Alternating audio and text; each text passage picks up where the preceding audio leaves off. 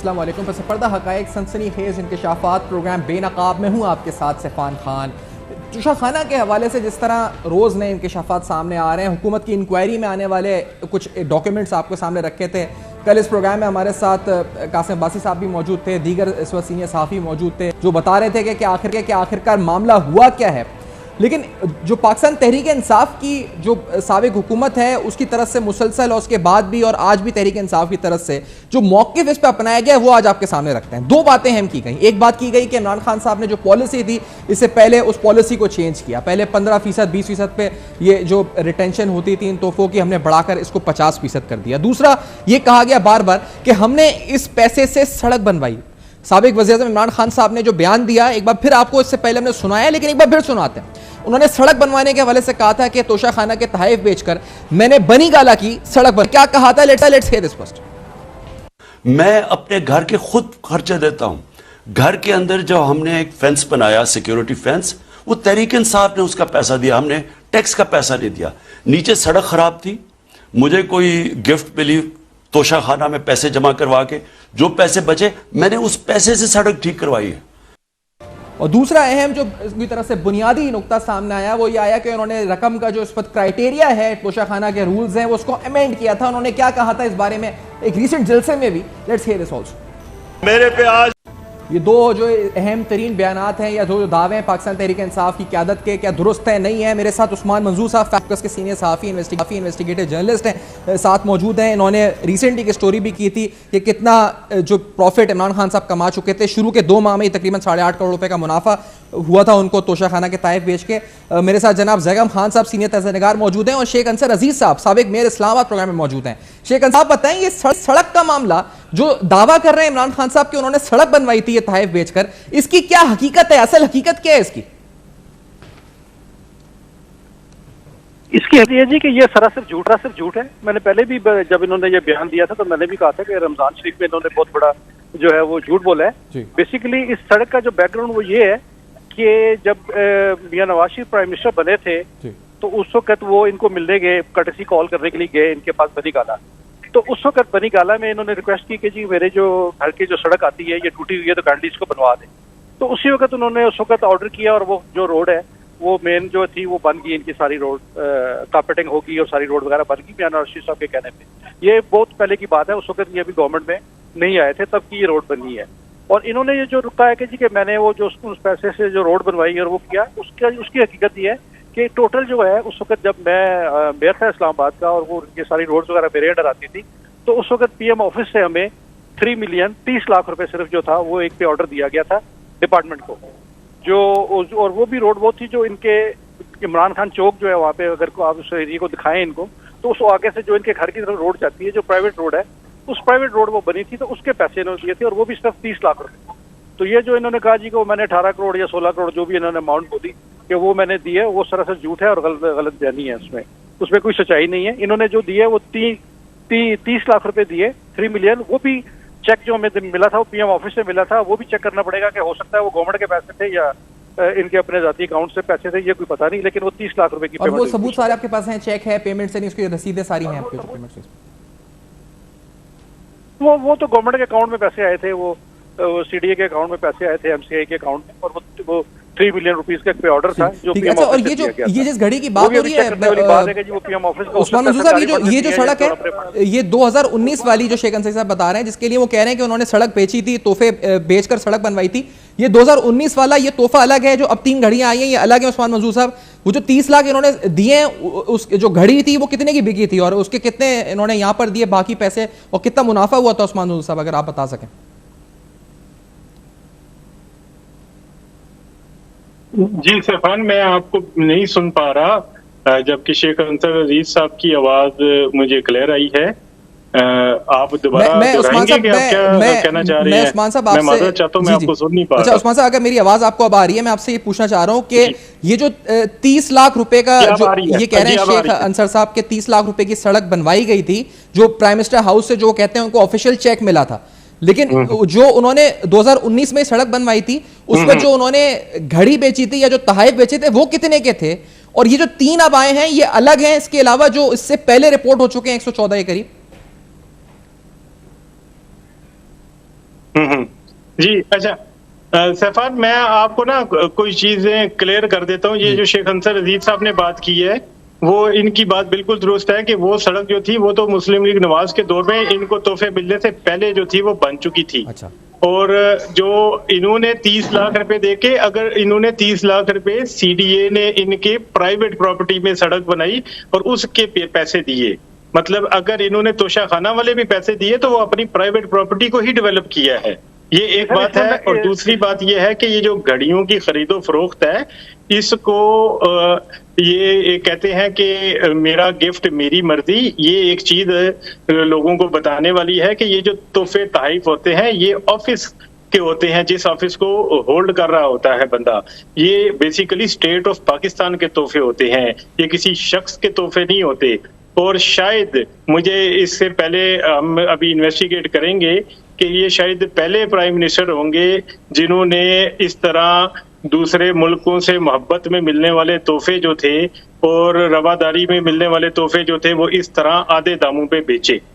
और उसके बाद एक और बात भी वादे कर दी जानी चाहिए कि जिस टाइम ये तोहफे इन्होंने बेचे वो जनवरी 2019 की बात है। उस टाइम इन्होंने खुद पॉलिसी जो थी वो ये ला चुके हुए थे कि 50% पैसे दे के आप जो है वो रिटेन कर सकते हैं, उससे पहले 20% थे। तो ये अब बताना ये चाह रहे हैं कि मैंने सितंबर 2018 में रिटेन कर लिए, बेचे 2019 में, जबकि कल जो न्यूज में खबर छपी है उसके मुताबिक उन्होंने उसी बेचने के बाद पैसे जमा करवाए। तो उस हिसाब से तो इन्होंने जितने के तहफ़ बेचे वो सारे पैसे वापस जमा कराने थे, जो इन्होंने 50% कीमत पे ही बेचे तहफ़। ये भी एक बात जो थी वो लोगों को बताने वाली अच्छा, तो ज़ैगम खान साहब आपकी तरफ भी इस बात को लेकर आऊंगा। इसका मतलब सड़क वाला दावा जो मेयर साबिक बता रहे हैं शेख अंसर अजीज साहब के, वो भी गलत है कि सड़क बनवाई, पैसे दिए गए, वो कह रहे हैं सिर्फ 30 लाख रुपए दिए। दूसरा ये कि 20% रकम जमा करानी थी, ये 50% रकम जमा करानी थी, उन्होंने 20% जमा कराई, तो ये दावा भी गलत है ज़ैगम खान साहब, इमरान खान साहब का, दोनों बातें गलत हैं इसका मतलब इसके दिफा में जो की जा रही है। देखिए, मेयर साहब बैठे हैं और वो इंचार्ज थे उस वक्त इस शहर के, और उनके पास सब डॉक्यूमेंट थे। वो कह रहे हैं तो इसके बाद कोई शक नहीं रह जाता। अगर किसी को इनको कंट्राडिक्ट करना है तो वो फिर डॉक्यूमेंट के साथ कंट्राडिक्ट कर दे। अगर इमरान खान साहब ने इससे ज़्यादा रकम पे की है तो उनके पास डॉक्यूमेंट भी होंगे ना। सरकार के पास अगर आप 10 रुपये भी देते हैं तो सरकार से आप रसीद लेते हैं। जो अमाउंट अंसर साहब ने बताई है 3 मिलियन, अगर उससे ज़्यादा इमरान खान साहब ने पे किया है तो वो बता दें। और वो जो रकम उन्होंने लगाई है वो तो अपने घर पर लगाई है, वो ये पहले ही वजाहत कर चुके हैं एक और स्टेटमेंट में, अभी तो शायद उन्होंने नहीं दोहराया। इन्होंने बताया कि वो जो रोड जो उन्होंने कंस्ट्रक्ट की वो उनकी पर्सनल प्रॉपर्टी पर थी, वो कोई पब्लिक रोड नहीं थी। ऐसे ही अंसर साहब, वो नीचे जो है वो बनी गाला का रोड नहीं था, पब्लिक रोड नहीं था। उनको इमरान खान के सिवा कोई दूसरा इस्तेमाल नहीं करता उस रोड को, तो उनकी वो जाती जमीन पे रोड था। जी अंसर साहब, जी अंसर साहब बताइए। बयान दिया उसमें उन्होंने ऐलान किया, उन्होंने कहा कि जी मैंने लोगों की भलाई के लिए जो है रोड बनवाई, गरीब लोगों की भलाई के लिए, तो उसमें तो कोई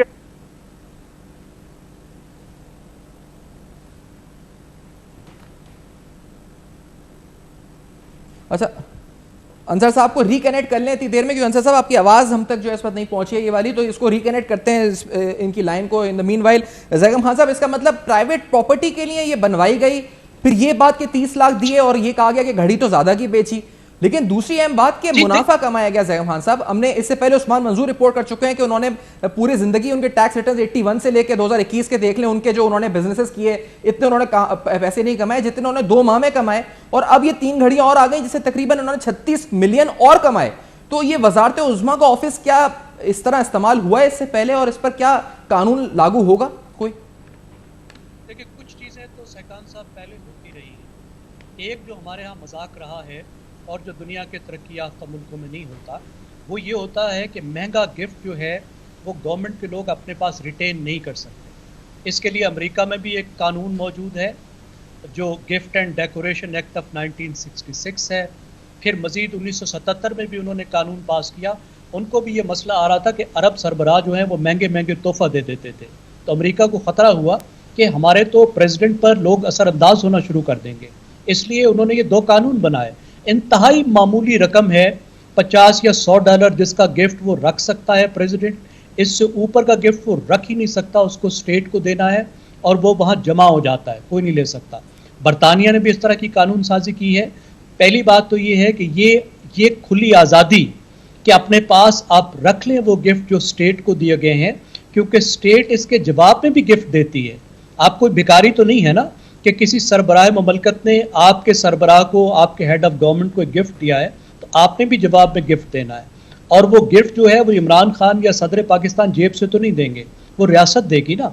तो इसलिए जो गिफ्ट आया वो भी रियासत का और जवाबन जो गिफ्ट दिया जाएगा वो भी रियासत का। इस बात का तो ख्याल कोई भी नहीं करता रहा। गिफ्ट का स्कैंडल पुराना है, लेकिन इमरान खान जिस लेवल पर उसको लेकर गए हैं, एक तो टेक्निकल चीज़ें जो सामने आ रही हैं कि जो उन्होंने खुद जो रूल्स रेगुलेशंस बनाए थे उनको तोड़ा। दूसरी बात जो इंतहाई शर्मनाक बात है हमारे लिए, जिसकी शायद मिसाल नहीं है, जो उस्मान मंजूर साहब जिसकी तरफ इशारा कर रहे हैं, अगर होती तो अब तक वो बात सामने आ चुकी होती कि ये गिफ्ट मार्केट में फ़रोख्त किए गए। ये एक इंसल्ट होती है और ये रिपोर्ट में आ चुका है कि इस प्रैक्टिस की वजह से इमरान खान साहब ने जो किया, पाकिस्तान के इमेज और पाकिस्तान के ताल्लुक पर भी असर पड़ा कि एक फॉरेन डिग्नेटरी ऐसे थे जो बहुत नाराज़ हो गए। यहाँ तक की भी रिपोर्ट आई कि वो घड़ी आखिर वहीं पर पहुंच गई, क्योंकि इतनी महंगी घड़ियां हैं कि इनको शहजादा ही खरीदते हैं, इनको दुनिया के बिलियनर ही खरीदते हैं। छोटी सी मार्केट है, जब ये मार्केट में आती हैं तो उनको खबर भी पहुंच जाती है कि इस मार्केट में क्या चीज़ अवेलेबल है, क्योंकि इसमें से कुछ चीज़ें बिकी भी अरब मार्केट में जाकर बिकी।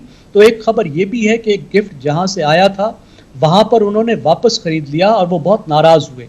तो पाकिस्तान की जो ह्यूमिलिएशन। ठीक है, एक ब्रेक की तरफ में बढ़ना है। आप बड़े अहम पॉइंट से बात कर रहे हैं। उस्मान मंजूर साहब से भी गुफ्तगू होगी, ज़ैगम खान साहब भी साथ हैं, और इस हिसाब से जो बात मुकम्मल करेंगे वो यही कि ये सड़क जो नाज़रीन बनी थी, ये जिस तरह अपने इंटरव्यू में उन्होंने कहा कि उन्होंने आवाम की फलाह के लिए जिस तरह से इस्तेमाल हुआ, ये सड़क दरअसल एक प्राइवेट प्रॉपर्टी जो अपने ज़ाती इस्तेमाल में वो लेकर आते हैं, जिसके लिए भी उन्होंने सिर्फ सरकार को 30 लाख रुपए दिए। एक ब्रेक के बाद मजीद हकायक हमारे साथ होंगे।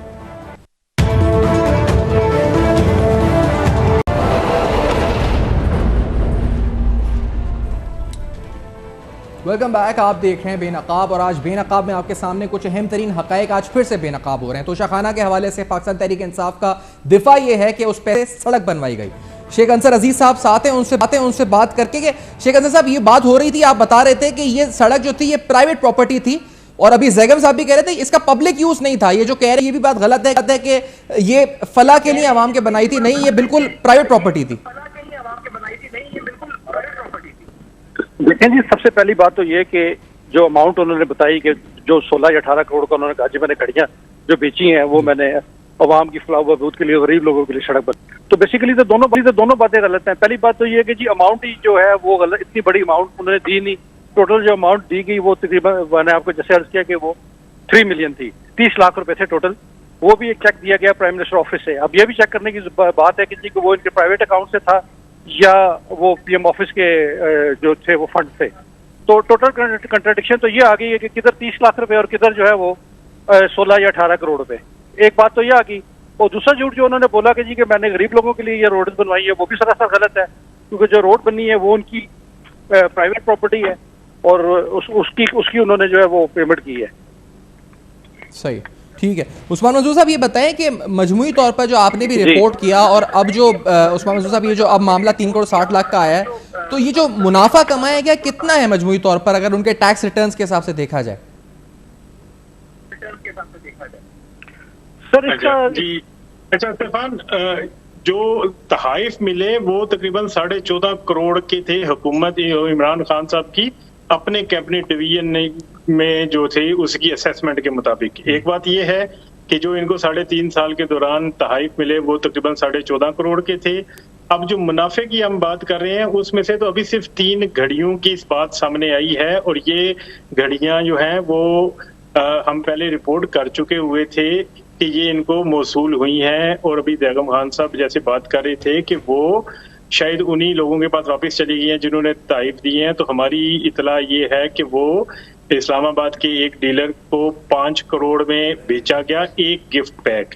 वो एक गिफ्ट पैक में जो था वो तकरीबन उसकी मालियत हुकूमत ने तय की थी वो 1 करोड़ और 40 लाख के करीब थी, लेकिन 5 करोड़ में बेचा गया। और वहां से वो फिर दुबई में एक बंदे ने खरीदा और वहां से सिंगापुर का कोई बंदा है वो ये गिफ्ट पैक खरीद के ले गया, जिसमें कफलिंग्स थे, कोई 50-55 लाख के, 87 लाख की एक अंगूठी थी और 15 लाख का एक पेन था, और 8.5 करोड़ की जो थी वो थी घड़ी थी रोलेक्स ग्राफ। तो आप, और उसके बाद इनके टैक्स रिटर्न की जहां तक हम बात कर रहे हैं, 2018-19 में इन्होंने टैक्स रिटर्न जमा करवाई, उसमें एक रकम इन्होंने मेंशन की कि मुझे 4.5 करोड़ थ्रू अदर सोर्सेज मौसूल हुआ। अब वो हम ये गुमान रखते हैं कि शायद ये इसी को जो है वो ये जो घड़ियां बेची हैं इन्हीं को ही वज़ीर आज़म ने अपने उसमें टैक्स रिटर्न में शो किया, लेकिन फिर 2020 में किसी चीज का इन्होंने मेंशन नहीं किया अपने टैक्स रिटर्न में तोशाखाना के आइटम्स का। और 2021 के टैक्स रिटर्न्स में उन्होंने फिर ये लिखा कि मेरे पास तोशाखाना के प्रीशियस जो आर्टिकल्स हैं उनकी प्राइस है 1 करोड़ 10 लाख रुपए, वो मेरे पास पोजेशन में है। ये तो उनके टैक्स रिटर्न्स के हवाले से है। गिफ्ट्स जो थे वो 14.5 करोड़ के मिले, उन्होंने उसमें से 10 करोड़ वाले गिफ्ट 5 करोड़ में बेच दिए, और जो उनकी अपनी उस वक्त की पॉलिसी थी उसके मुताबिक 50% उन्होंने जमा करवाना था, उन्होंने 20% जमा करवाया। और मुनाफा जो है उसको अगर कागजी तौर पे देखा जाए तो वो कहते हैं कि तकरीबन 3 करोड़ का मुनाफा कमाया और बाकी आइटम्स उन्होंने अपने पास रखे।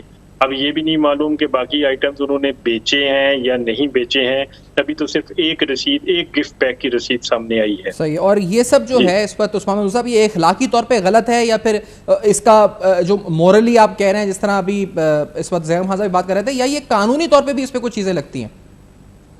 की बात है, जहां तक ये आप अवाम की कोर्ट में बात छोड़ दें कि वो ये कहते हैं कि हमारा वजीर आजम करप्ट नहीं होना चाहिए, ऐसा नहीं होना चाहिए, तो क्या हमारा वजीर आजम ऐसा होना चाहिए कि जो तहाइफ मिले हैं स्टेट ऑफ पाकिस्तान को तो उसको वो जो है वो आधे दामों पे बेचता फिरे, और वो भी तहाइफ जो हैं वो स्टेट को बिलोंग करते हैं। अभी जैसे ज़ैम खान साहब बात कर रहे थे, डोनाल्ड ट्रंप को 4 साल में, वो अमेरिका का सदर था, उसको जितने तहाइफ मिले वो एक भी नहीं साथ उसने रिटेन रखा। इवन बोरिस जॉनसन का ये दूसरा स्टेंट चल रहा है, तो बोरिस जॉनसन अभी तक जितनी देर इक़्तिदार में रहा है उसने भी अभी तक कोई तोहफा जो है वो अपने रिटेन नहीं रखा। तो अब ये आप कह रहे हैं अखलाकी तौर पे, ये अखलाकी तौर पे या माशी तौर पे या सियासी तौर पे किसी हवाले से भी नहीं, ये इखलाकी नहीं, मैं ये पूछूं साहब, ये इखलाकी तो चले है ही गलत, ये तो जेब नहीं देता इखलाकी सियासी तौर पे, लेकिन कानूनी तौर पे मुझे बताइएगा उस्मान मंजूर साहब, इस पर कानून कौन सा इतलाक होता है? खुद इमरान खान साहब बहुत से वज़ीर आज़म का हवाला देते रहे कि वो उसने तोहफा लिया, उसे पुलिस ने पकड़ लिया। कानून कौन सा अप्लाई होता है?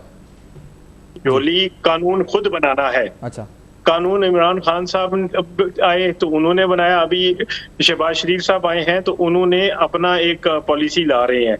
तो ये एक पॉलिसी होती है और कानून के तहत जाहिर बात है कि हम ये नहीं कहते कि इलीगैलिटी जो है वो हमने इस्टेब्लिश करनी ही करनी है ये, लेकिन बहुत सी ऐसी चीजें होती हैं जो कि आप अपने ही बनाए हुए कानून भी तोड़ रहे होते हैं ना।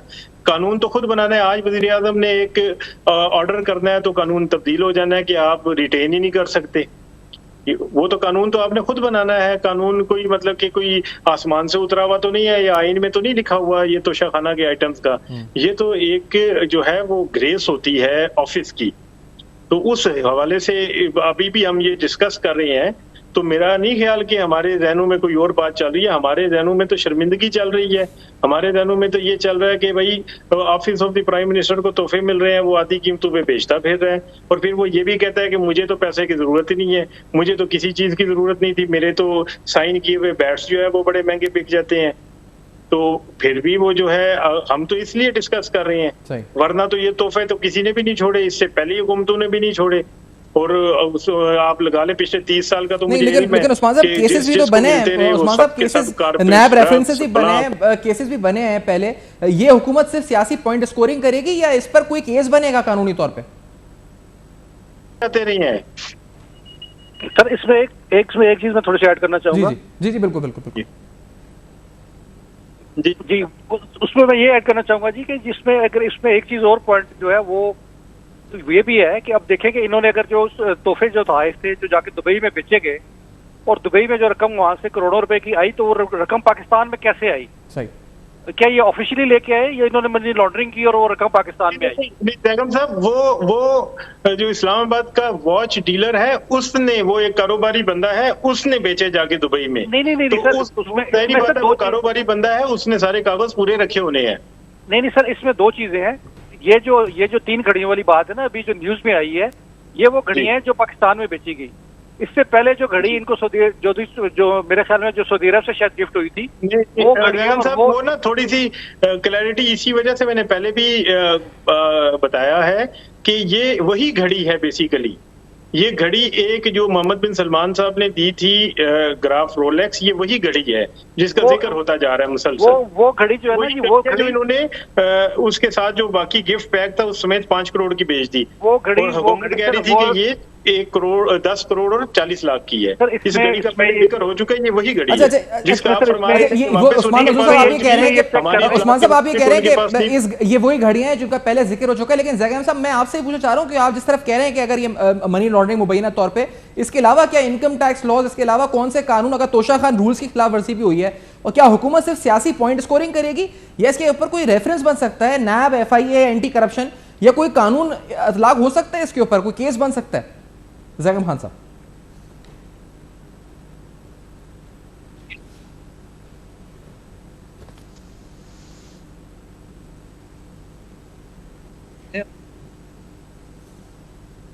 वो मोटो केस लिया था, आपको मैं याद दिला दूं वो केस क्या था।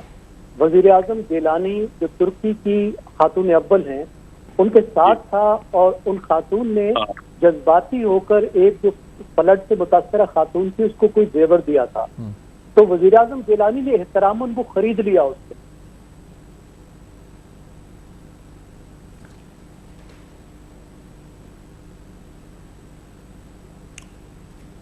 ज़ैगम खान साहब की आवाज़ जी। ज़ैगम खान साहब, आपकी आवाज़, जब तक हमें इस पर आवाज़ में इशू है, इसको रिजॉल्व करते हैं। मीनवाइल मैं उस्मान आपसे अगर पूछूं इस बारे में, क्योंकि जिस तरह ये गिलानी साहब का रेफरेंस दे रहे हैं, माजी में केसेस बने हैं ना इसके ऊपर, इखलाकियात, सियासत, वो सब छोड़ दें, कानून, नैब, FIA, क्या वो एक्टिव हो सकता है? 40 GB डेटा। सैफान, ये शुरू से, जब से हमने जर्नलिज्म स्टार्ट की ना जी, तब से हमारे सीनियर थे रऊफ कलाथरा साहब, वो बहुत ज्यादा लिखा करते थे इस पे, और मुझे अभी भी याद है, मेरे ख्याल में उनके पास किताबों की किताबें पड़ी होनी है, तो हम वो देखते आते थे कि भाई हर दौर में जो था वो जो ऑफिसेस थे वो गिफ्ट मिलते थे और वो रख लेते थे। जरदारी साहब पे गाड़ियों का बना, अभी ये गिलानी साहब वाला जो है वो हार वाला बड़ा मशहूर, इस पे ये PTI वाले बड़ा जो है वो शोर मचाते रहे। इवन मियां नवाज शरीफ पे शायद इस वक्त भी तोशाखाना केस चल रहा है, इस टाइम भी। एग्जैक्टली। तो वो मैं चेक करना पड़ेगा और उसके डॉक्यूमेंट अभी भी चल रहा है। अच्छा, मुझे वो तोशाखाना के मामूली, अच्छा उस्मान साहब, एक ब्रेक हमें लेना है। मैं क्योंकि वक्त यहाँ पर इस सेगमेंट के खिताब में पहुंच रहा है, मैं उस्मान मंजूर साहब का, खान साहब का और अंसर अजीज साहब का शुक्रिया अदा करूंगा कि आप लोगों ने प्रोग्राम में ज्वाइन किया, उस अहम तरीन मामले पे बात करी। एक ब्रेक के बाद नाज़रीन हम आएंगे तो एक और अहम तरीन पैगाम आपके सामने लेकर आएंगे। ये पैगाम आपके बच्चों के मुस्तकबिल के हवाले से। आफ्टर दिस ब्रेक आएंगे तो वो पैगाम पोलियो का पैगाम है जो आपके सामने रखेंगे हमारे साथ।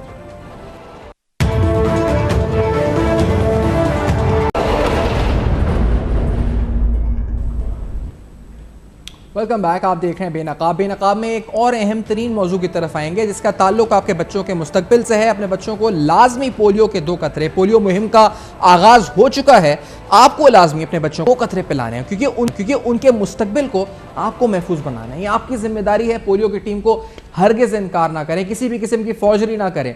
अंगूठे पे निशान, जाली निशान या पोलियो टीम को मना करना या फिर रेजिस्टेंस दिखाना किसी किस्म की, ये हरगिज़ आपके अपने बच्चे के मुस्तकबिल के लिए और आपके अपने लिए सही नहीं है। डॉक्टर रफ़ीक हनानी साहब सरबराह हैं इन्फेक्शियस डिजीज सोसाइटी के, प्रोग्राम में साथ मौजूद हैं, प्रोग्राम में ज्वाइन करें। डॉक्टर साहब, आपका बहुत शुक्रिया वक्त दिया। इस मुहिम के बारे में आप क्या कहेंगे और ये बताएं कि लोगों को पैगाम क्या देंगे, उन वालिदैन को पैगाम क्या देंगे जो घरों पर मौजूद हैं इस मुहिम के हवाले से, और पोलियो कितना ज़रूरी है ये कतरे अपने बच्चों को पिलाना। देखिए, ये आपने बहुत ही अहम मौजू और बहुत ही वक्त पे उठाया है इसलिए कि जो पोलियो की ये स्पेशल कैंपेन चल रही है और उसकी वजह ये है कि पाकिस्तान में तकरीबन 10 केसेस जो है वो रिपोर्ट हुए हैं उन इलाकों से जो कि जिसमें सिंध या कोई और हमारे जो सूबे हैं वो शामिल नहीं हैं, लेकिन चूंकि लोगों की ट्रैफिक बहुत आती जाती रहती है तो इस दिन की बहुत ही इंटेंसिव स्पेशल कैंपेन चलाई गई है। आज उसका चौथा दिन है और कल उसका 5वां दिन है और इसमें जो टारगेट्स उन्होंने रखे 4 दिन के तकरीबन 80% टारगेट्स जो है वो अचीव हो गए हैं और कल जो है ना ये 100% इंशाल्लाह हो जाएंगे। अच्छा, इसमें होता यह है कि कुछ मसाइल ऐसे होते हैं कि कुछ लोग मूव कर रहे होते हैं, एक डिस्ट्रिक्ट से दूसरी जगह पर जा रहे होते हैं या किसी वजह से कोई बीमार है, कोई आउट ऑफ सिटी है, तो उन लोगों को कवर अप करने के लिए उसके बाद के 2 दिन और भी होंगे और कोई लोग बाज़ दफ़ा बच्चे बीमार होता है या किसी वजह से जो है ना ड्रॉप आउट हो जाता है। लेकिन सबसे इम्पोर्टेंट बात यह है कि तमाम पेरेंट्स की ये जिम्मेदारी है कि अपने जो भी अप टू 5 ईयर्स के बच्चे हैं उनको जो है ये कतरे पिला दें, इसलिए कि तकरीबन पूरी दुनिया से भी और अब पाकिस्तान से भी इसका खात्मा होने वाला है और अगर खुदा न खास्ता कोई बच्चा किसी वजह से नहीं पिलाया जा सकता और उसको खुदा न खास्ता ये बीमारी लग जाती है तो ज़िंदगी भर के लिए माजूरी हो जाती है। और अल्लाह ताला ने हमें इतना अच्छा जो है ना सिस्टम दिया है कि हमें ना इसके लिए कोई खर्चा करना पड़ रहा है, ना कहीं जाना पड़ रहा है। लोगों के घरों पर पहुंचकर जो है ना ये वर्कर्स जो है वो इनको पोलियो के कतरे पिला रहे हैं। तो ये कतरे बिल्कुल सेफ भी हैं और बहुत ही इफेक्टिव हैं और जिन बच्चों ने कतरे मुस्तकिल पिए हैं उनमें किसी को भी जो है ना कोई भी बीमारी पोलियो के लिहाज से नहीं हुई है। और आपको पता है कि पोलियो में जो है वो जिंदगी भर के लिए माजूरी हो जाती है। पेरेंट्स की जो है वो ज़रा सी तवज्जो जो है और इस मामले में बाज़ दफ़ा जो गलत फहमियाँ लोगों ने फैलाई हुई हैं उनको रोकने की ज़रूरत है।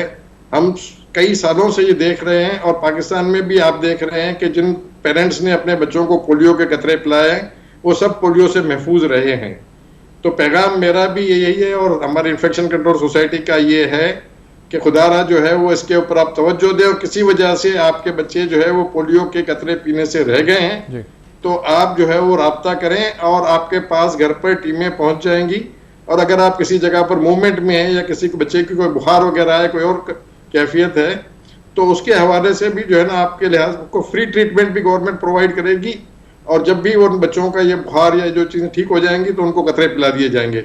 लेकिन कोई भी बच्चा जो है वो जिन डिस्ट्रिक्ट्स में ये प्रोग्राम चलाया जा रहा है वो पोलियो के कतरे पीने से जो है वो महरूम नहीं रहना चाहिए। बिल्कुल ठीक है, बहुत शुक्रिया डॉक्टर साहब, आपने प्रोग्राम में ज्वाइन किया, वक्त दिया और अहम तरीन पैगाम अपना दिया। पोलियो के ये 2 कतरे आप तकबिल कोई यकीनी बनाते हैं उसका तहफ़्फ़ुज़ को, तो लाजमी जब भी पोलियो की टीम आपके घर आए तो आपको ये कतरे उन बच्चों को पिलाने हैं। पोलियो की टीम को इनकार नहीं करना है, किसी तरह भी इनकार नहीं करना है। इस हवाले से हम आपको मेडिकली, कल्चरली, रिलीजियसली जो भी मिसकंसेप्शंस हैं उनको इस प्रोग्राम के जरिए दूर करने की कोशिश कर रहे हैं। पोलियो मुहिम जारी है पाकिस्तान भर में, लिहाजा अपने बच्चों को लाजमी ये 2 कतरे पिलाएं। फीडबैक फेसबुक, ईमेल्स और ट्विटर पर आप दे सकते हैं हमारे प्रोग्राम का, जो आपके सामने पेजेस फ्लैश कर रहे हैं। देखते रहिएगा, अब तक अपना बहुत ख्याल रखिएगा।